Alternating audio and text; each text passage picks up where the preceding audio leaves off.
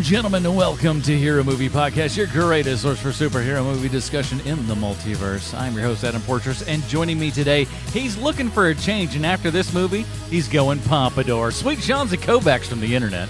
No pompadour for me, sir. And a smaller head and no body bent on revenge. He calls this a dream come true. Sweet Bruce Leslie. It's like the exact opposite of the real me. Welcome back, giant head everybody. and even gianter body. You know, but I'm a prickly pear in case you're keeping track at home. Oh, please. Oh, people almost didn't fill in their bingo cards there for a minute. That's the free space that's in the middle. Bruce's boy, this is going swimmingly so far. Prickly pear. All right, welcome back, everybody. This week we are talking about Shrunken Heads from 1994. You know, when Jurassic Park comes out, they're going, But what's next? I don't know that Shrunken Heads was really what we were all kind of looking for, but you never know. It's like, you know what? It's 1994. It's time we finally pick a new identity for this new decade 4 years in. This is going to be known as the decade of tiny heads. Let's kill some kids in our movie. Yay! Child murder. Nothing is brings them strangely the least disturbing thing that happens. I can't wait to get into these notes. We will get into all of those and specifically probably why Bruce picked this film here and everything. But before we do that, we want to say thank you to everyone who supports this show over at patreon.com/HMB. Get yourself pre-show, post-show, ding zone, all that kind of good stuff. And we got the top of the month coming up here, and we want to thank those people come next week here and everything. And if any of those folks, any of you Patreon folks have something to plug, go ahead and shoot us a message. We'll plug you guys up here come next week. And but again, thank you to all those fine folks at Patreon. Adam, are you okay?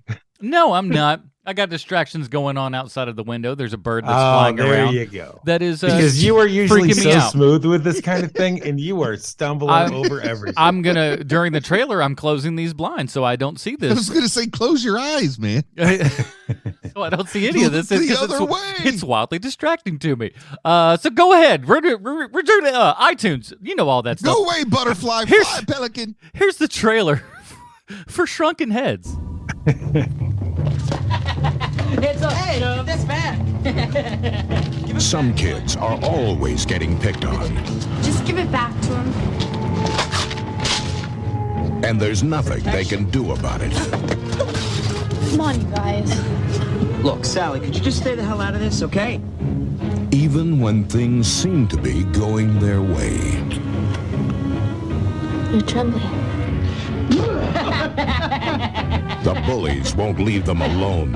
And that's for putting your hands on my girl. But these kids have someone watching out for them. Those boys bothering you. Someone very special. But even he couldn't save them from their fate. They're dead, but not for long. I command you, awaken. What have we here? I can't feel my body. I feel so weird. This is so bad. Now the little guys are in charge.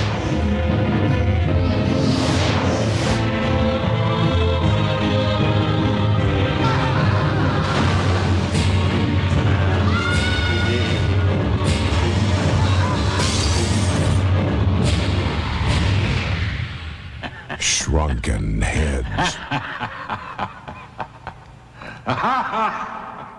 Somebody's going to sue somebody over that ending, I think. That's a little copyright infringement right there. You know what time it is? It's time for Bruce's Comic Book Connection. Oh.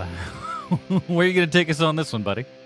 Well, the DC Comics featured in Shrunken Heads are part of the 1993 Bloodlines event. It's a crossover that ran through DC superhero annuals and concluded with the 2-issue Bloodbath miniseries written by none other than Dan Raspier.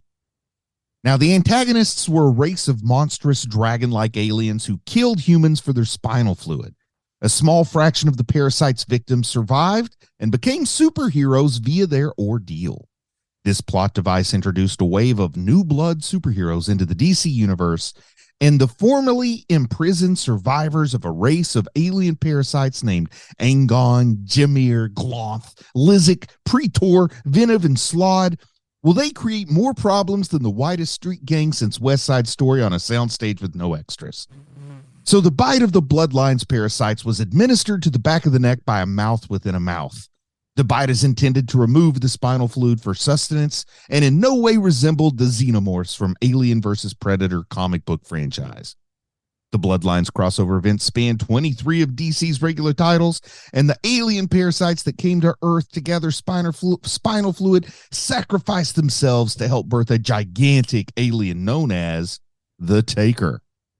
Now, the only New Blood character to succeed as an independent property was Hitman, who first appeared in 1993's Demon Annual and went on to star in his own 60-issue ongoing series from 1996 to 2001, written by Garth Ennis and drawn by John McCrae.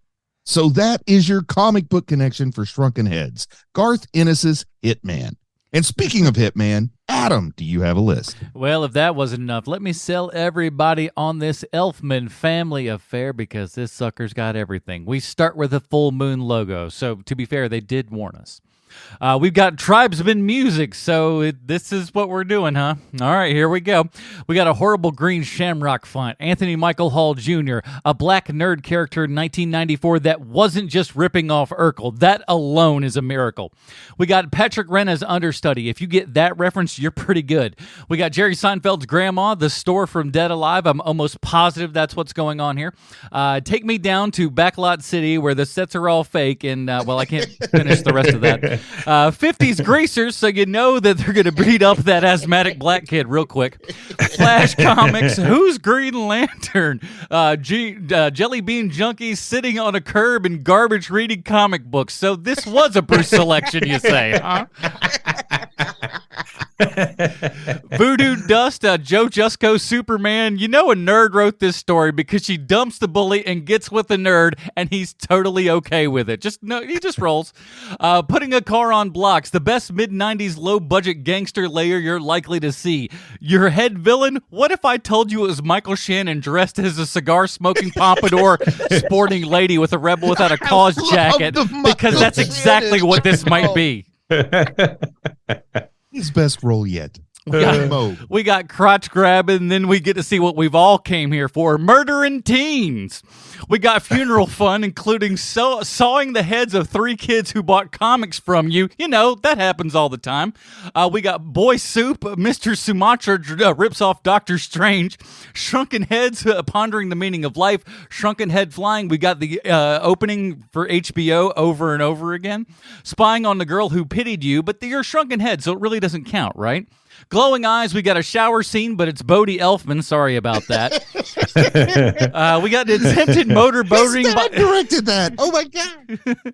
An attempted motorboating by a severed head. I think that's what's going on there. Shrunken Head Paranoia, dressing gowns, Temple of the Apocalypse, head swallowing, knifing car tires, bus crashing, neck biting, eyes glowing, casual swearing. This movie has everything except for the presence of a single adult parent. So I think it speaks for itself why I thought this would be worth watching and discussing, right? Because of its high cinema value? Exactly, man. It's a comic book movie through and through, starting with a Danny Elfman musical theme. So do you think anybody was tricked into believing they were watching a Tim Burton movie when they saw that opening theme? Oh, with the great graphics and all of the stuff that's going on there, I feel like they would just... No, it was so bad. This felt like something that Danny Elfman wrote down on a napkin and was just like, there you go. Just you can say I wrote something for you. Just please shut up and leave me alone. Because this is post Batman Elfman, right? He's already well established at this point. Yeah, this is almost Spider-Man Elfman. Yeah, he is superstar level at this point. You know, like the only guy getting paid more than him for this kind of work now is John Williams at this point. 94. Yeah, and I guess they were just like, listen, you gave him the theme song for The Simpsons, just like throw 3 seconds together for us. It's fine, please. Don't worry, we're gonna give it to the band guy. He's gonna go through and do all of the music. Don't worry, it's gonna sound like. Honestly, though, for not Charles Band, whichever band writes the music, I forget which they all. I think it's together. Richard Band. For real. I think it's Richard. Yeah. Which is confusing because we've also got Richard Elfman. Yeah. So he writes all that music and stuff like that. It all just sounds... This is one of his better scores, but it still sounds like ridiculous cartoon music. Can we go backward? Can we go backwards for a second? I'm at the opening theme music. How far back can you go? Well, Bruce, I'm pretty familiar with the Full Moon catalog. Like, yeah, like I know the hits. How did you get in contact? Like, where did you learn about this movie? Because Bodie Elfman's in it. But seriously, how do you know? Seriously, that's probably how I know about it. Yeah, I can't think of any other way because I only discovered it in the last 5 years or so. I see.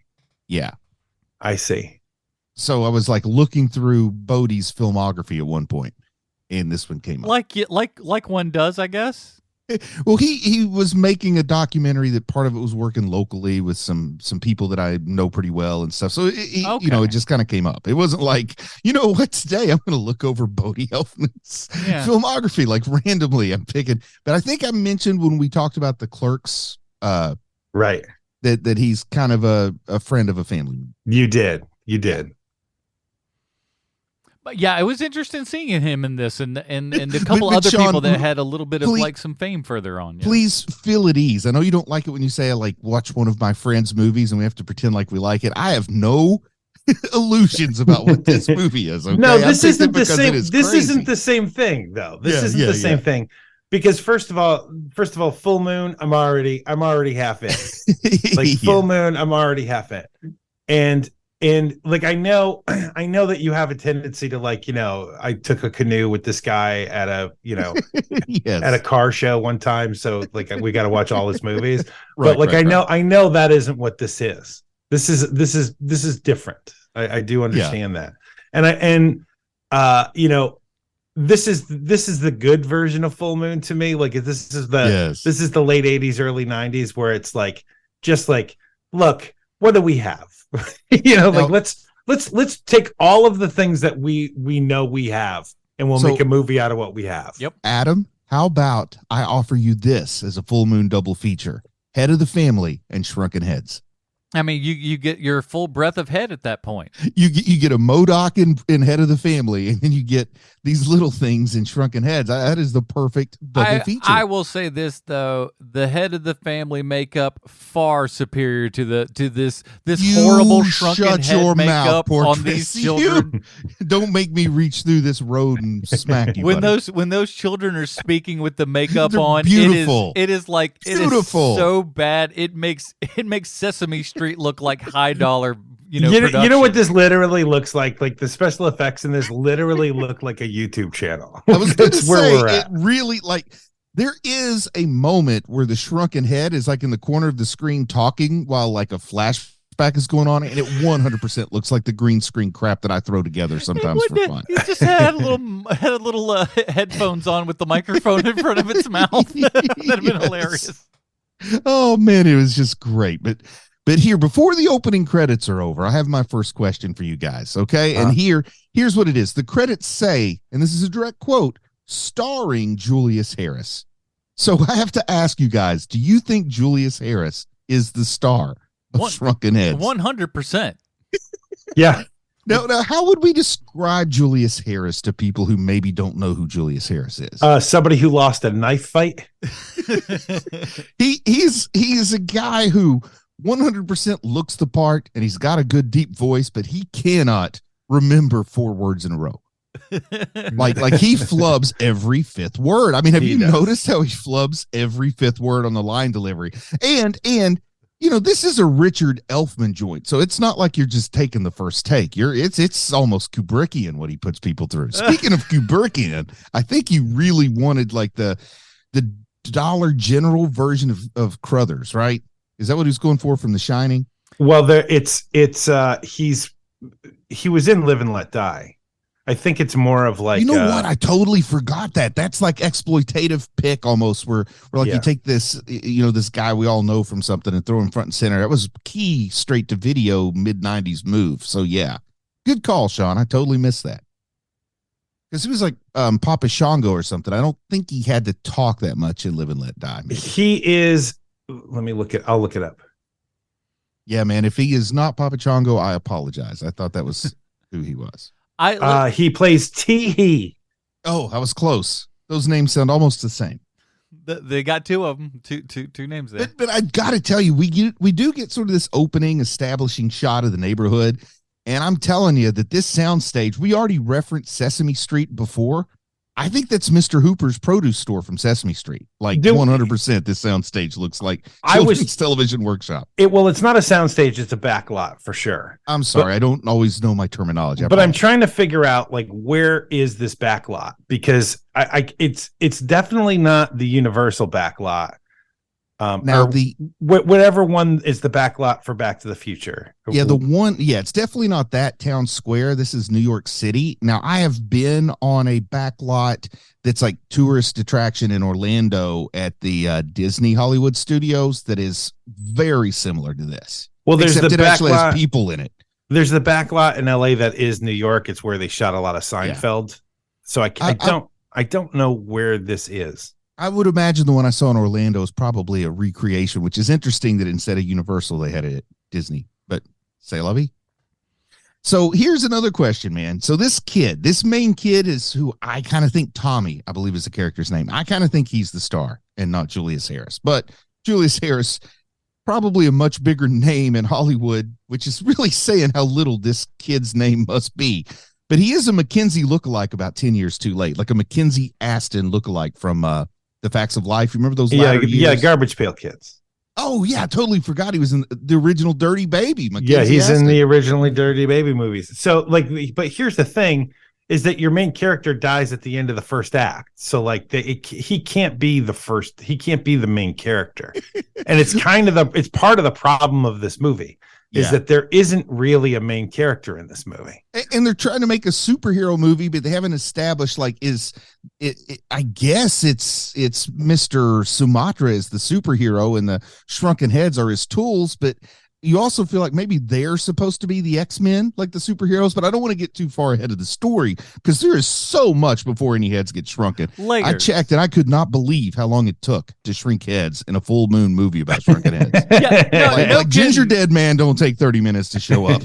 That was true. There was moments where I was just going like, Shrunken Heads, huh? How long is it really? Like it was kind of a check in your watch to see how long it's going to be until we start seeing any Shrunken Heads in a Shrunken Head movie. Or even the mention of it. There's not even a mention of it for at least 45 minutes.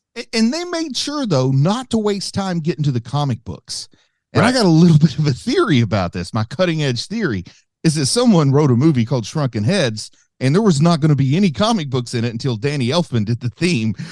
Because, man, we got to go see if they got the new DCs in. Like, they don't even call them comics, man. They are really wanting you to think this is part of Warner Brothers' fun property of superhero films. I don't think they go, and it's funny that Bloodline is what they get because they clearly just got whatever was on the spinner rack on the way to the shoot. I don't think they that was by accident at all or anything, because Charles Band is a huge comic book fan. He always admits to as much, and so like, and as we saw with Doctor Strange and all this other, like he wanted to do all of this crap. He wants to do it, and like they don't really let him do it, so he just kind of makes his own, junk from time to time, and that's exactly what this is. He threw that stuff in there. I could promise you that all comes from the bands right there. And I do like it that this neighborhood has bullies that are old enough to have had an 8-track player in their first car. Well, that's one of the things where it's like, so wait a minute, you got 30-year-olds picking on a kid that's like just past pubescence. It's like it's like a 12-year-old kid. Like there's no lip hair, man. This guy may not have hairy pits yet, and he's getting picked on by Bowser from Shaun on Ah. My word.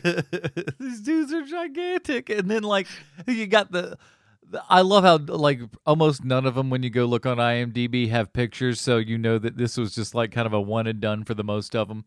And the main kid, just with his dyed hair and everything, it's just a thing of beauty. That is one of my favorite things about gangs and how gangs are portrayed in like the 70s and 80s and even into the early 90s, where You know what? We'll get a couple of dancers. Yes, West Side Story, this street gang. That's clearly what half of this gang is, or like, you know, they're just New York dancers. And of course, the aforementioned Bodie Elfman is Booger in the gang. So Booger will be the complex. He's the one with the moral compass in the gang later on. Here's the thing, though. Him now, while the other guy looks ridiculous, Bodie Elfman at least looks like, you know, he's supposed to kind of look. You can tell there's something in there, and you're like, oh, out of all these people, he's probably the best actor. And then your lead villain, he's second best actor, but he looks like a ridiculous moron. So it all kind of goes out the window. I'm going to say your second best actor is Meg Foster, but we haven't gotten to Meg Foster yet. Well, we'll get there. Yeah. But what I need to know now that the bully has shown up and we start to pick up what's going on is we've got a love triangle here with some very alarming ages. Like, are there any two people in this love triangle that have an age combination that isn't kind of weird? Like the boy's too young for the girl who's too young for the 32-year-old guy who just got fired at the car wash. You know what I mean? Like this is crazy. First off, the chance is pretty high that this young actress, I don't know her name, I apologize, Rebecca Herbst. I looked her up. I'm gonna bet you anything that when she was younger she watched Alyssa Milano exercise videos, because she is channeling some 1987 88 Alyssa Milano vibes. Well, here is my biggest problem with this movie is the way that the camera looks at this girl, because I did the math and this girl is 16 17 years old when they shoot this movie. 14 according to the documentary. When they first start, she's 14. Oh wow, because when I guess when the movie comes out, she's 16. Yeah, she's 17. 16 when it comes out. Yeah. So that is incredibly problematic for the way that the camera looks at this girl. And for reference, check out some of the mid-season Who's the Boss episodes. It was kind of creepy then too. It was a whole vibe back then that was kind of weird. It is. And, you know, she has gone on to clearly it did not affect her that much, because she's been on General Hospital for like 1,000 years now. And she has been in over 2,100 episodes of General Hospital. Holy smokes.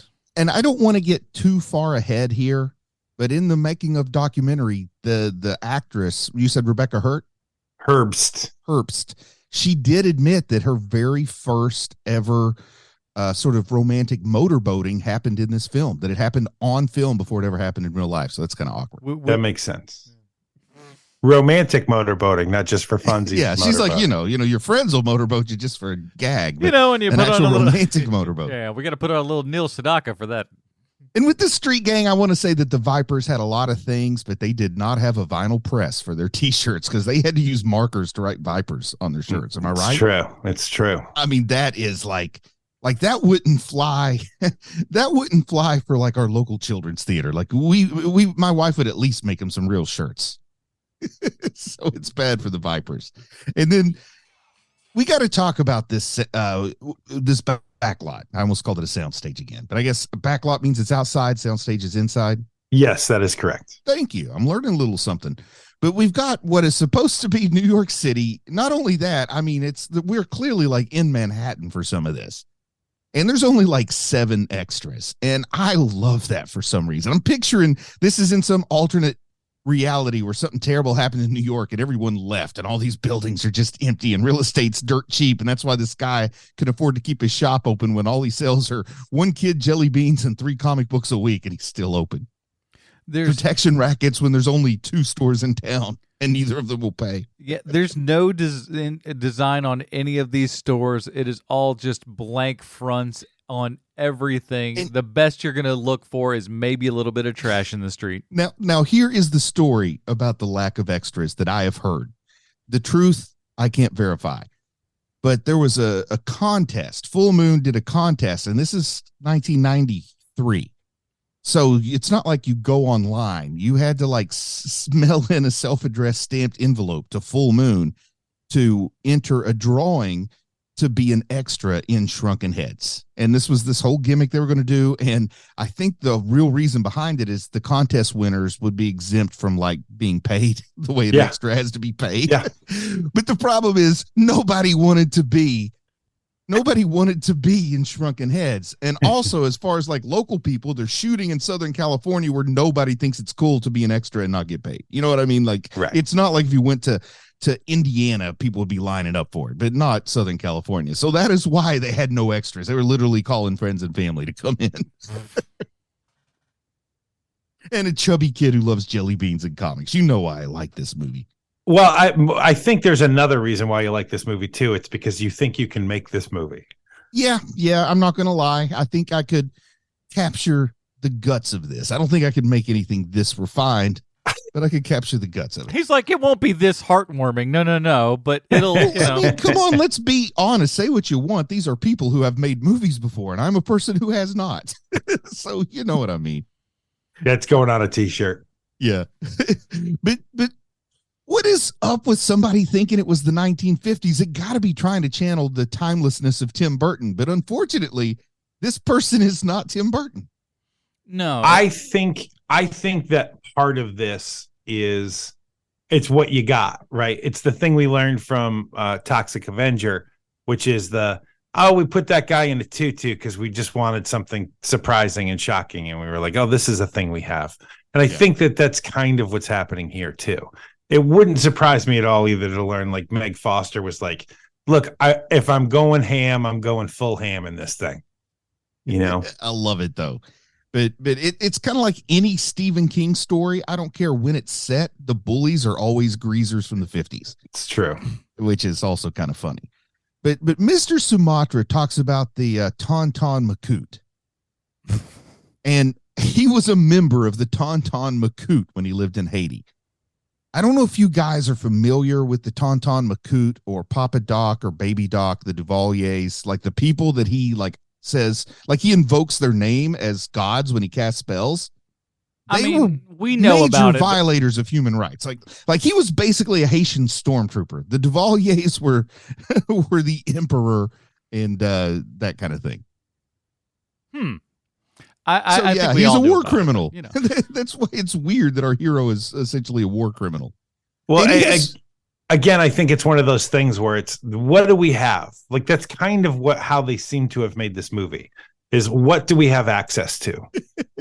We have access to Mr. Sumatra. Well, we have access to a Party City, and we have access to a Spirit Halloween store, and that's what we're going to use for his apartment. You got to remember, once again, this was written pre-internet, so somebody's like, "You got to tell me something about Haiti because this guy's going to do voodoo. Voodoo comes from Haiti. Tell me something to make this sound authentic." Papa Doc and Tauntaun Macoute. They're like, quit making up words. They're like, no, Tauntaun Macoute's a real thing. And then the writer's like, okay, there's no way I'm not using Tauntaun Macoute. And here we are. Hey, you just hear it and it's funny. And you're like, okay, that's in the movie. And Mr. Sumatra has fairy dust that works on cars. Like, there's your movie. I don't think you needed Shrunken Heads at all. You should call it fairy dust that works on cars and roll with that and save the Shrunken Heads for part 3. He seems to have a lot of powers. You need to stop talking about that. That's your movie right there. Fairy dust that works on cars. Starring Mr. Sumatra. Like, I would just totally do a recut of existing footage. I wouldn't film no principal photography, and I could still make this movie.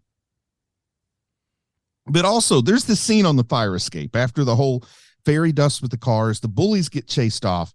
The girl, is her name Alice or something? Like I need a name for her besides Rebecca. Anyway, the girl, she climbs up the Sally. Fire. Yeah, okay, Sally, that's it. Sally climbs up the fire escape. And she's talking to Tommy, and she's like weighing her options, and she's deciding that she's going to pick Tommy. And at that point, I'm thinking this girl is seriously underestimating her dating options, because I don't know what this town has to offer, but she is clearly not someone I would expect to be with either of these guys. Is that the proper way to say that? Yeah, it doesn't make any sense. This kid, like she sees him getting beat up, and it's not even just it's not even just about physical appearance. One is a literal wannabe child murderer, and the other one is so dumb he will instigate the rage of a wannabe child murderer. Like man, she may want to consider just choosing herself for a few years. Somebody's bound to move to town that's better than these two.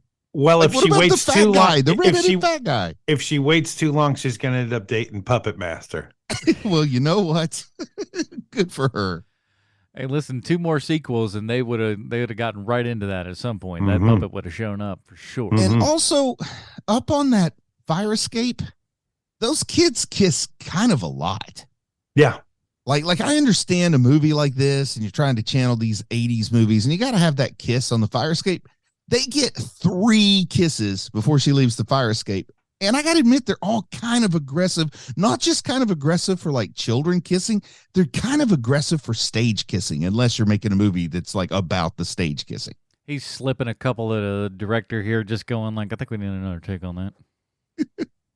Kid's 15. What is he Something do? tells me he wasn't really necessarily as interested in kissing that girl as we may have been. Oh, I don't know, man. He had great hand placement on her. I noticed. I was like, this kid has kissed a girl before. But that's the thing though too. You can see sometimes like with actors that don't have, especially like kids and stuff, because it looks weird and awkward and stuff. Yeah. And for stage kissing, they actually did pretty well.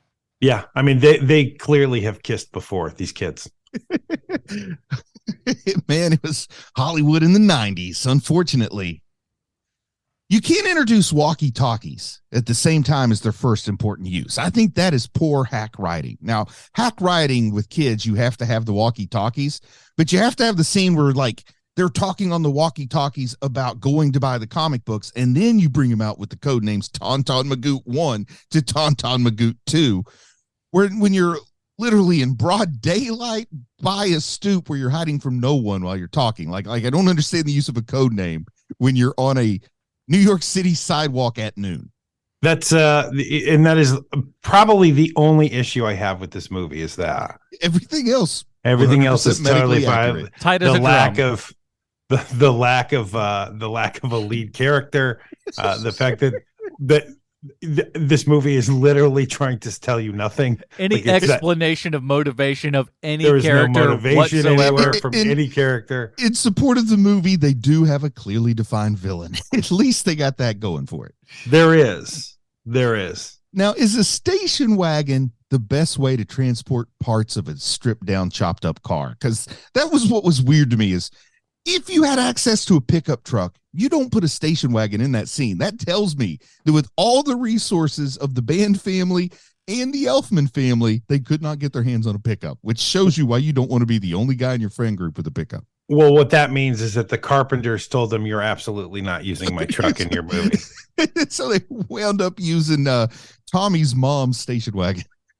That's how he got the role.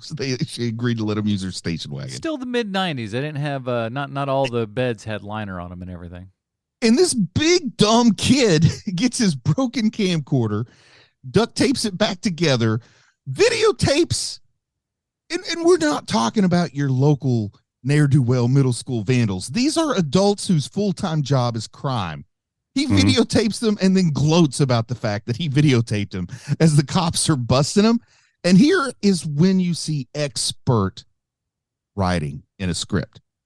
They say to the kids, we're going to be out in a few hours and we're going to come back and kill you.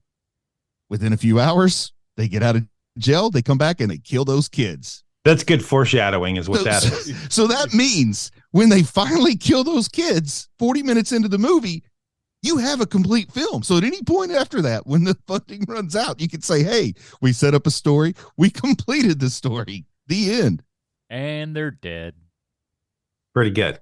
Now is where Meg Foster comes into the story, and we really need to set aside some time to appreciate whatever it is that is Big Mo. Because, man, there were some people doing their own thing. Like Big Mo is a character that only exists with a combination, I think, of Richard Elfman and Meg Foster. It's really bizarre. I don't know what they're going for here, but there's something about it that's hilarious. Do they at any point use she, her pronouns with Big Mo? Yeah, many times. I've watched this movie a couple of times, and I just don't pay attention to that because there's a part of me that's like, I had heard that Legion, the TV show, Aubrey Plaza's character was written as male, and they didn't change a single line when they cast her, and that was part of the fun of it. So I started wondering if like Big Mo was written as male and nobody acknowledged that Meg Foster was in the role. Like, that's not really Meg Foster's hair, right? No. And that's not really her shoulders. No.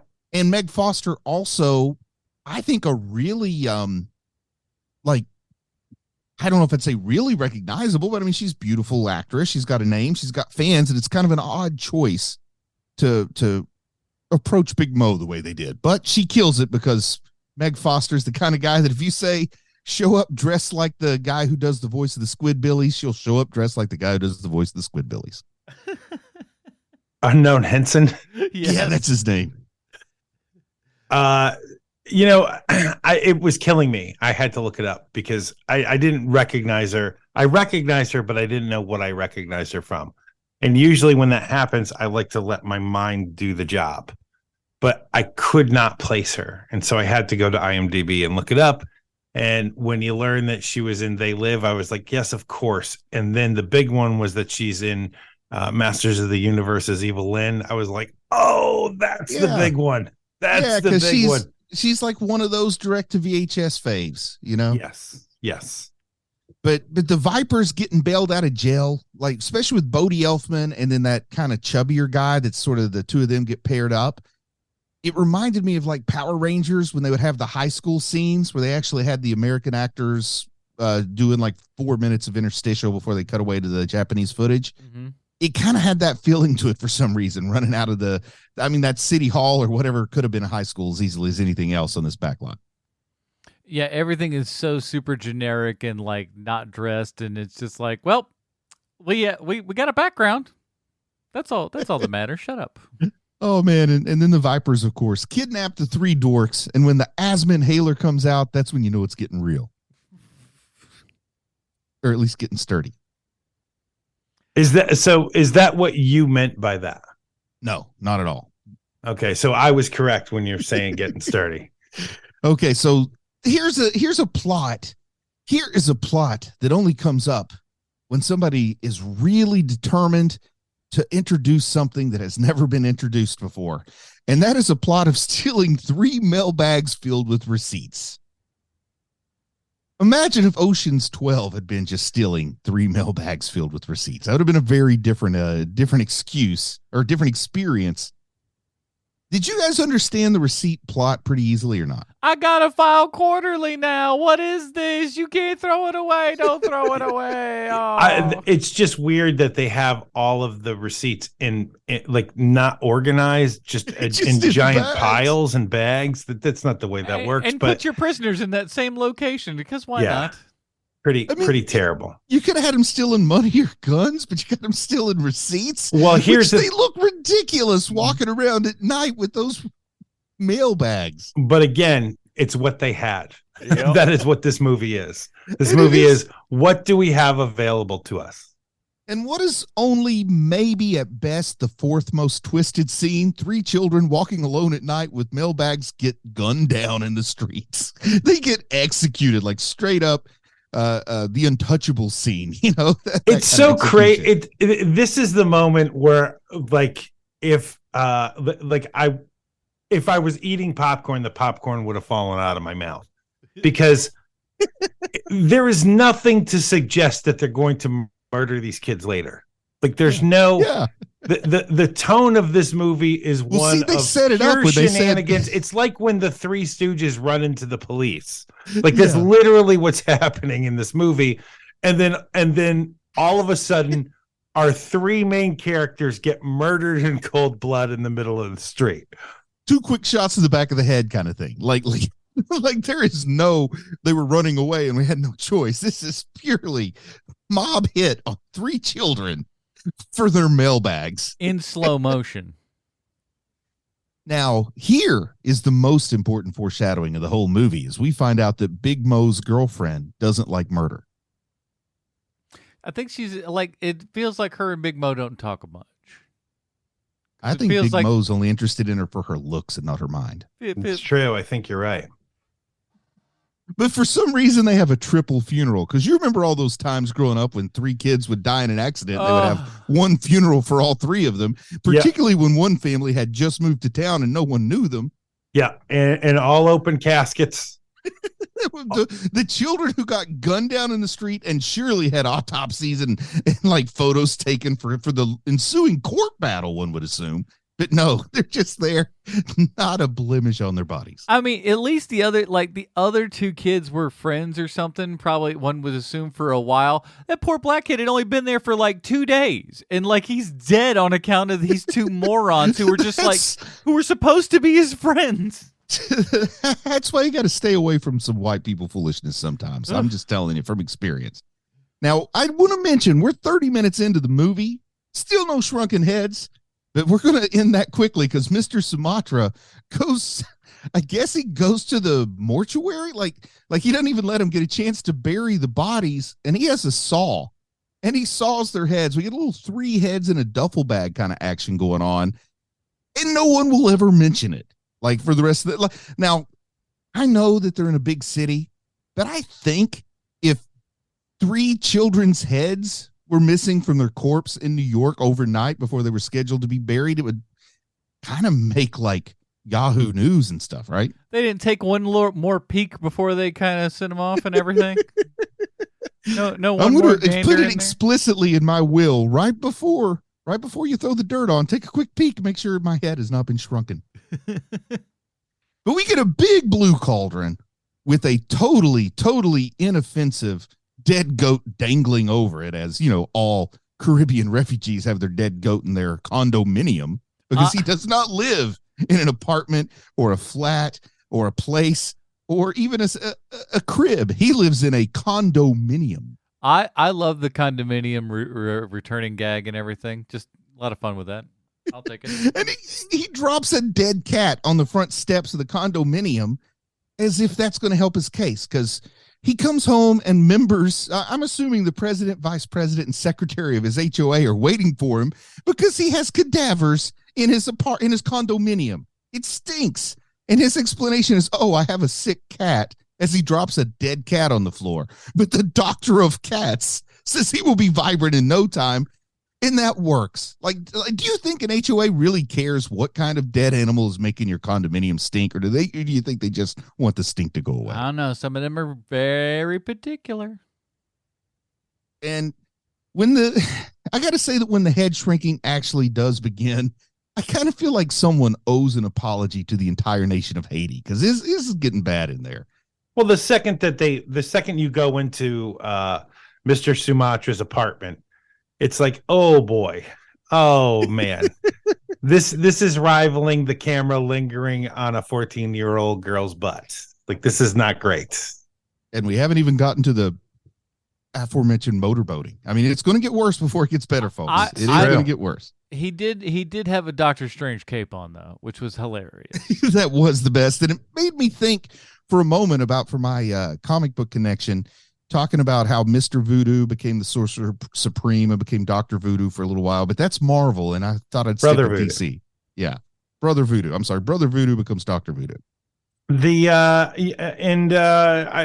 we're in the band universe, wouldn't it be Dr. Mordred? You know, yes, works for me.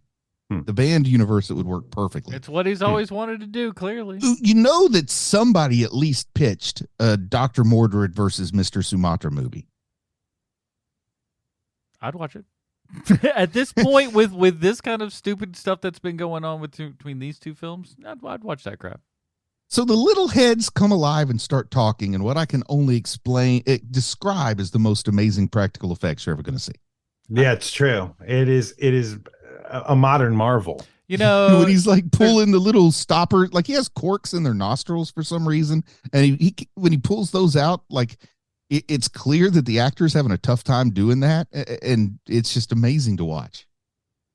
That's a word for it. I don't know that I would agree with the word that you used, but amazing is a word that one could use to describe that. So how do you think the physics of those little heads flying around works? It's all just from like a real perspective or a movie perspective. Either way. From a movie perspective, because I don't think it works on either level. They're on a blue screen, so that's how they just do the special effect. As far as like, I don't know, like I'm not sure how. I've heard of the shrinking of heads and stuff, but I've never known them to then have floating powers that then they use to their magical electricity. Like their ears brains. Don't flap or anything.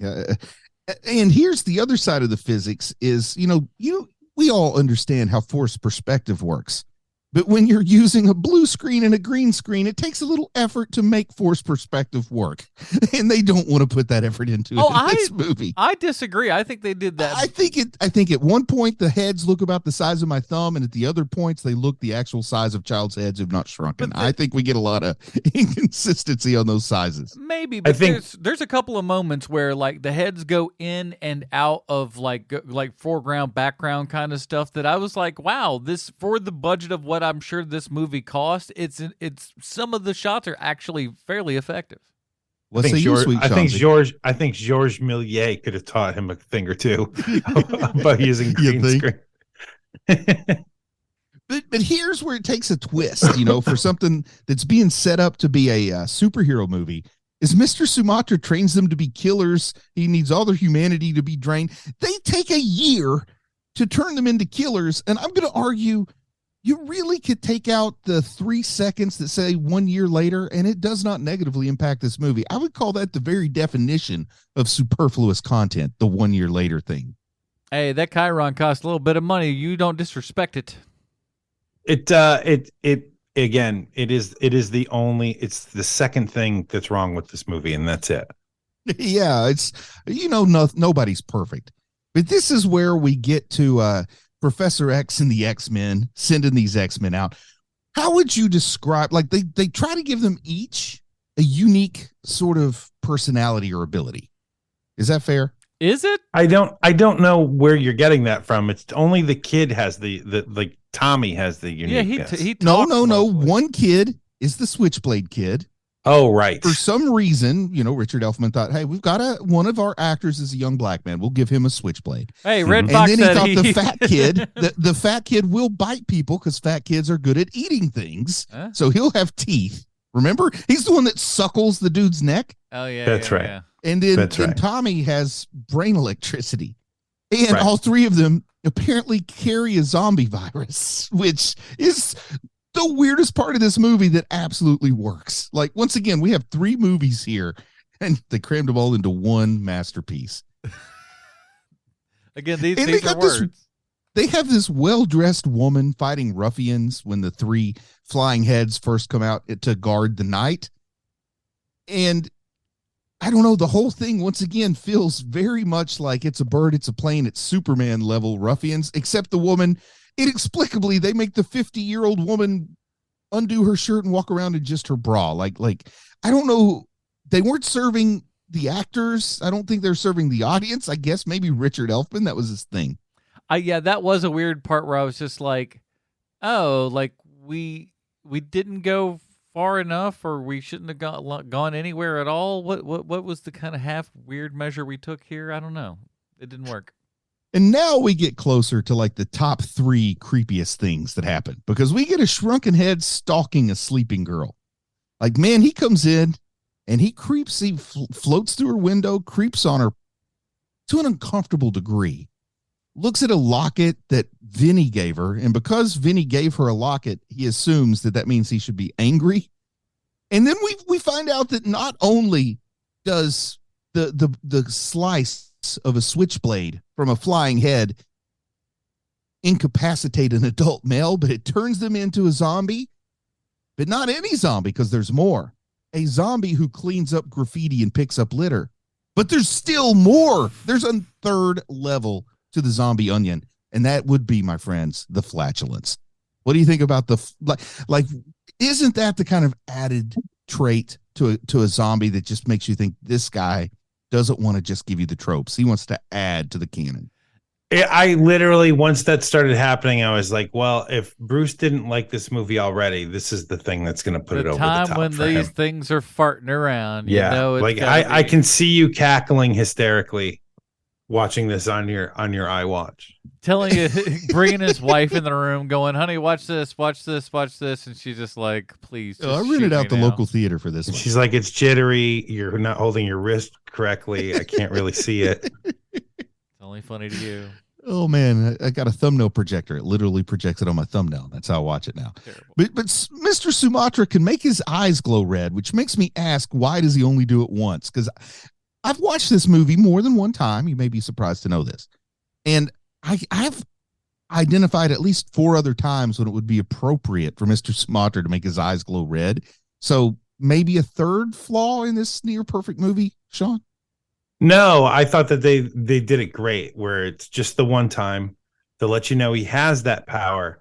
But when they make the inevitable sequel to this, they'll hit it again, even though I think most of the people responsible for making this movie are dead now. Or brought up on war crimes. Yeah, or brought up on war crimes. Speaking about crimes, Bodhi does get a kind of a weird shower scene to shoot with your father. Pretty crazy. Like once again, I don't know who's being served by this scene. Like it feels like it should be like who was somebody from the 90s that was always in those movies on Cinemax, like they'd been in Playboy, but they weren't really an adult actress. You know what I'm talking about? Like they would make all those TNA type movies, like a Shannon Tweed type or something like that. Yeah. Like this is the kind of shower scene that you totally expect to see on the Red Shoe Diaries, but you don't expect it to be Bodhi Elfman. That's why I feel like there was it's like somebody just didn't show on set that day, and they were like, "Well." The disturbing part was that scene written for the little girl, man. I don't know. I'm glad it was Bodhi instead of her, but he has gone on the record as saying he was wearing shorts in that scene, so his dad didn't see him scrubbing his junk. Good to know. Well, at least there's that, I guess. But I mean, it is like a shampoo commercial or a body wash commercial. He is really getting into that shower. And the suckling noises that the bitey kid makes on the neck, that's just a bit too intense for me. I had to turn the sound down. This was in the era of herbal essences, if you'll remember. So, oh, right. A 100% honest to goodness, real, what you see is what you get practical shot are the worms in Bodhi's mouth. Like I said, there's moments in here where you're just like, oh, there was a half a second worth of cool stuff in this, it's like overly bloated. Why are you going to John Waters lengths if you're not going to make a John Waters film? Like that's what's confusing me here. Either you're being really weird with worms in your mouth, or you're making a superhero movie, or maybe both. That's what we should have done. It was John Waters' birthday this weekend. We should have watched a John Waters movie. And then Tommy and Sally get back together, and some strange under the shirt stuff happens.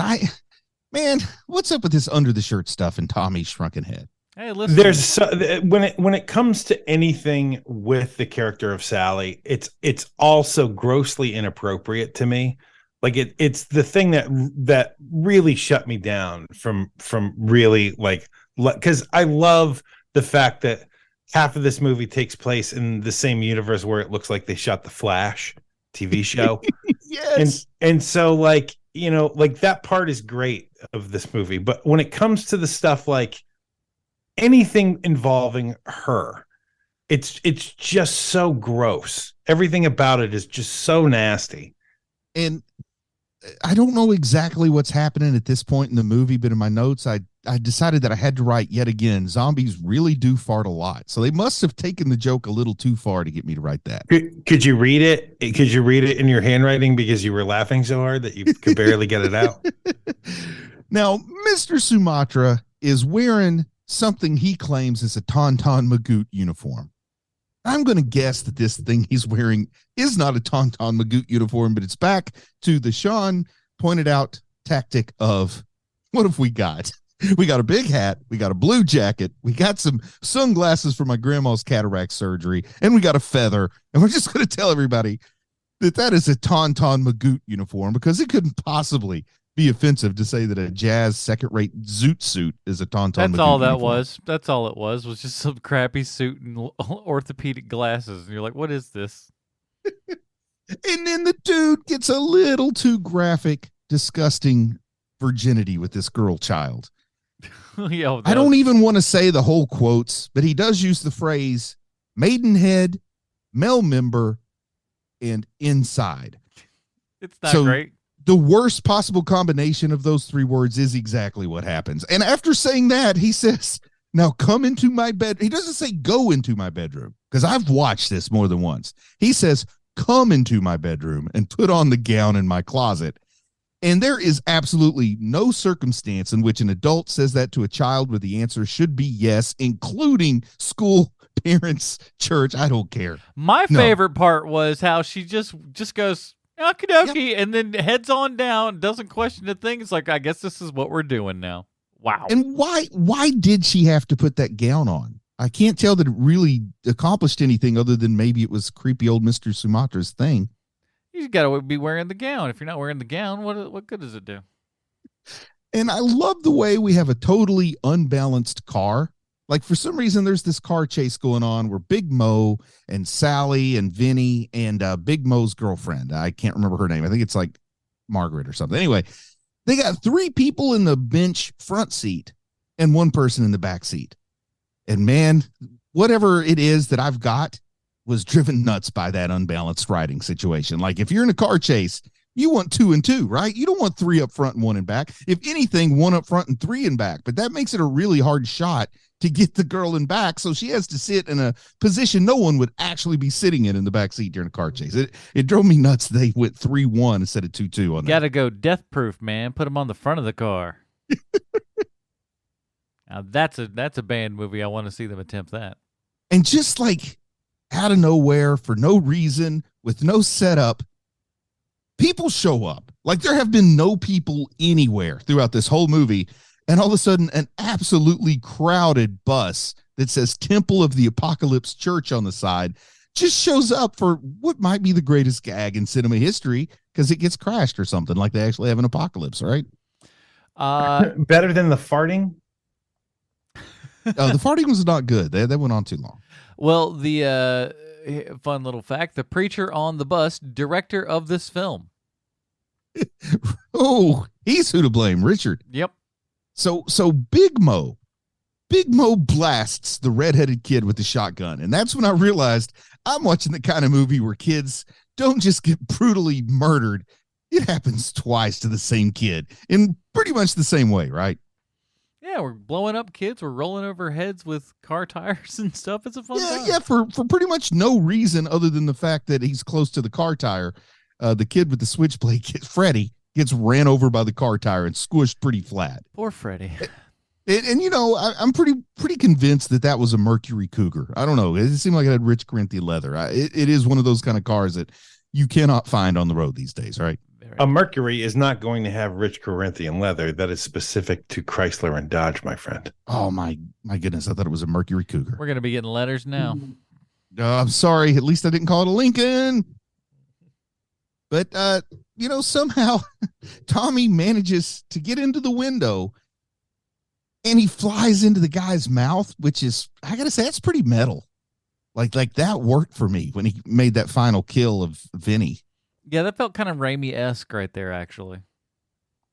And, yeah, it does. It does. I thought that what was going to end up happening was that he was going to either, well, whatever the dumbest thing was, but he was either going to turn into, like, his essence was going to be in the greaser's body, or that he was going to somehow revert back to his normal body from this greaser. But that didn't happen. Nope. None of that happened. But we do see some voodoo rituals are set to commence, because whatever Mr. Sumatra is, he is not a hero, because more human experimentation is going to be going on in his condominium as the 3 dead heads are all back and they're all like flying off into the sky. And he's like, well, of course they couldn't die. They were already dead. So, we don't even have to, the most hand wavy explanation possible was given. And, I found it acceptable. Well, don't worry, sweetheart. We'll have plenty of time for all of this, and there's so many severed head future movies that are bound to happen on account of this spectacular movie. Sean, you know how sometimes I ask a question, and I know good and well the answer is no.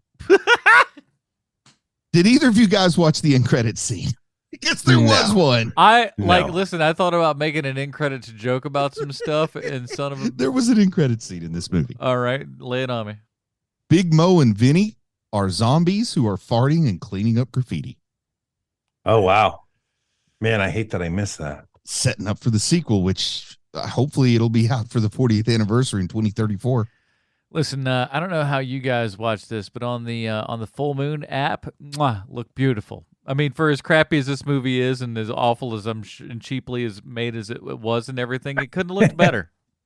It looked strangely, it looked real good. Looks great. I mean, Full Moon makes the colors work right. The transfer looked really good. I was just like, this is as good as this movie will ever look, and I was just impressed. I thought it looked good. I saw this on Criterion. So that's all the notes I have, guys. Is that enough? Well, man, you killed it. It leaves one very big question though, and we got to ask ourselves how this Full Moon film relates back 1-to-1 with Sylvester Stallone. Mr. Stallone, you look well. Thank you, Adam. I have a prepared statement. Wow, we are all over it today, aren't we? This week's connection is actor Bodie Elfman. He was also the Stallone connection on episode 451 of Hero Movie Podcast, which was our episode in about the failed Clerks TV pilot that Kevin Smith didn't even know about. A few months ago, I see where I screwed up here.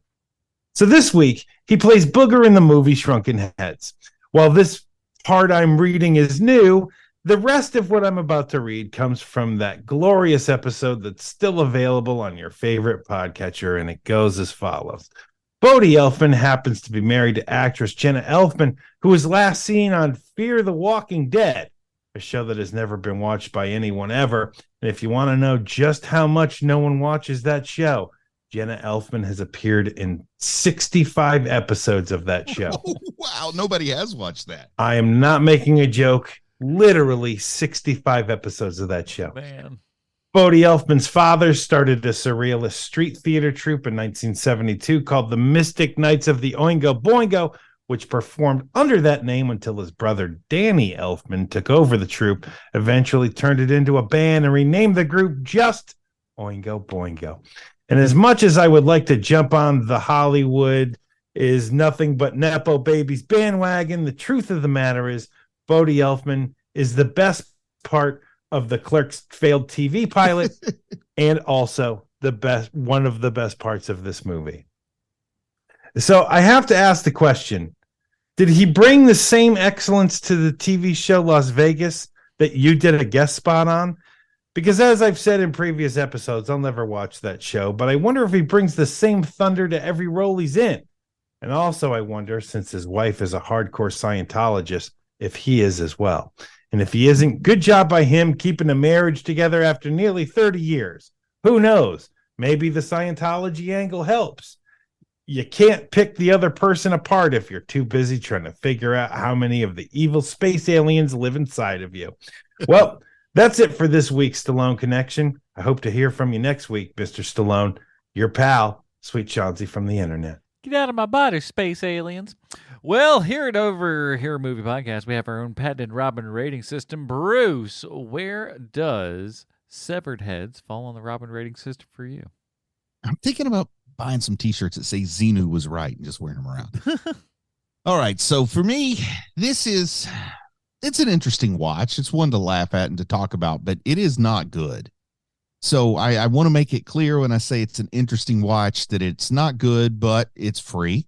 So that's my favorite price point. It's free on Roku TV, free on Tubi, free on Freevee. Like basically they're paying people to show this to you. That's how it works. So it's not hard to see. Anyway, low Damian Wayne just for the conversation you can have with your children about what is wrong and what is right with interactions with other people. I love that this is the lesson movie, but this is the special episode of Different Strokes for the new generation. It's none of the lessons that the movie itself is particularly trying to teach you, but it's the filmmakers or the bike shop owner in this case. Yeah, if you have children who are interested in acting, I highly suggest you watch this movie before you say yes to any roles. Your eyes are getting a little bit molested with that one, Sean. This is a tough one because there is something fun about watching this movie, but it's also just so creepy. I can't state enough just how creepy the camera is around this little girl. Like it is movie we've ever watched, and that's saying something. It basically is. I mean, think of the way that the camera looks at Scarlett Johansson in Iron Man 2. Yes. That is the way this movie treats this girl. I mean, they treat her as the love interest of seriously, Bowser from Sha-Na-Na is what this 32-year-old man looks like. It's pretty gross. But the other stuff to this movie is fun, and it's like, oh, this movie doesn't know how racist it's being right now. Like stuff like that comes up, or like, do they know how awful this movie looks? Like, and I'm guessing that they know. They're smart enough people behind the scenes here to know that this movie it looks so bad that it's kind of great. This is the movie, you know what? This is the movie that normal people think Dick Tracy is. That's a great way to put it. So, but for me, because of just how creepy they are around this girl, I've got to give it a Stephanie Brown, just because it is. I can't make it higher than that. Totally get it, man. Totally makes sense. Yeah, I'm Stephanie Brown as well. It's just it's kind of all over the place. It doesn't really feel like it knows exactly what it wants to do, and you're right. It is a combination of, we've got all this stuff, let's just smash together this story with whatever we've got, and it's loose at best, but sometimes it feels like they are at least trying. Especially, like I said, compared to some other full moon pictures, this is okay. The score is still kind of silly, but it's a little less silly than some of the other, full moon picture scores. So it's like, it's almost something, but it never really gets there, and it's kind of sad that it doesn't. But Stephanie Brown for me, so meh. I still think that Doll Man is my favorite full moon movie. It's a good one. Yeah, it's a lot of fun. I'm trying to think. Even though listen, I've got a subscription to the thing, but how many am I watching? Yep, that's about as many. I'll always have a little love for Ginger Dead Man. Well, of course you will. You're an insane person, but that's why we keep. Well, you shared an ATV with the man. Yeah, me and Gary Busey. We were kayaking in the desert. It was all his idea. You and Gary Busey getting a fan boat together. You're not legally. Whatever happens, happens. Strangely enough, he was just working as the fan boat operator. I've got enough money. I just like doing it. It's a lot of fun. Gets that adrenaline running. You never know what happens. We'll talk about what we're doing next week in just a moment. Bruce, where might we find more of your work on the internet in the meantime? Oh, I say just go check out the old YouTube channel. It's at Anime Dad is the handle, or you can just look for Bruce Leslie or Anime Dad on YouTube, and go see us talk a little bit about a movie that's out in theaters right now called Suzume. Sean, it's like Christmas. We're wrapping it up around here, aren't we? We sure are. This is the last episode of The Mandalorian 30 Questions for quite a while, actually. I don't think that they're going to be releasing the new Mandalorian till, I want to say 2026. Oh, Lord. That's a long time. It's not that long. Grogu's going to have a mustache. It's going to feel that long. Yeah. So check out Mandalorian 30Q this week. We have not recorded it yet, but we're about to. It would be great if in between seasons they tried to shoot it as if Grogu had grown and they were trying to disguise that fact the way they do in Stranger Things. Like, if there's a way to communicate that, I would love it. His hair stays the same. It's just a big mop. I'm fine. Whenever he's talking to Din Djarin, he's suddenly like 7 feet away instead of right next to him. You can tell they're doing forced perspective just to make him smaller. Yeah. I'd watch that show. Next week, I think we're doing a Patreon selection. Do we know what the films are? Do we have any idea? Heck no, we don't. But that's why you go to patreon.com/HMP. You get pre-show, post-show, and Dinger Zone. You get to hear us actually discuss and then yell at each other and figure out, like, I'm not watching that. I'm not watching that. All right, so we'll watch this. And then we have you guys vote on that stuff. So patreon.com/HMP, and we'll be discussing all of that fine stuff next week. That is it, everybody. Join us next week for our Patreon selection. For Sweet Sean's and Kovacs from the internet, Bruce Leslie, I'm Matt Porters. Stay super, everybody. Bye, Marty and Evie. I want you to want me. I need you so badly. I can't think of anything but you.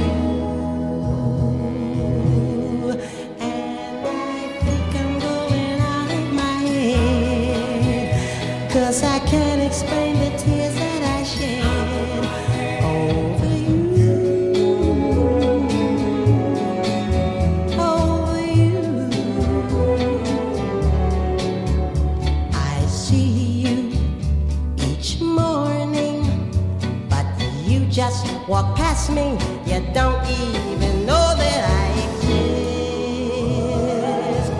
Going out of my head over you, out of my head over you, out of my head day and night, night and day and night. Alright, I must be away to yours. There's no reason why my being shy should keep us apart. And I think I'm going out of my head. Yes, I think I'm going out of my head. Going out of my head over you, out of my head over you, out of my head day and night, night and day and night. Oh, come on, yeah, all right, yeah, every.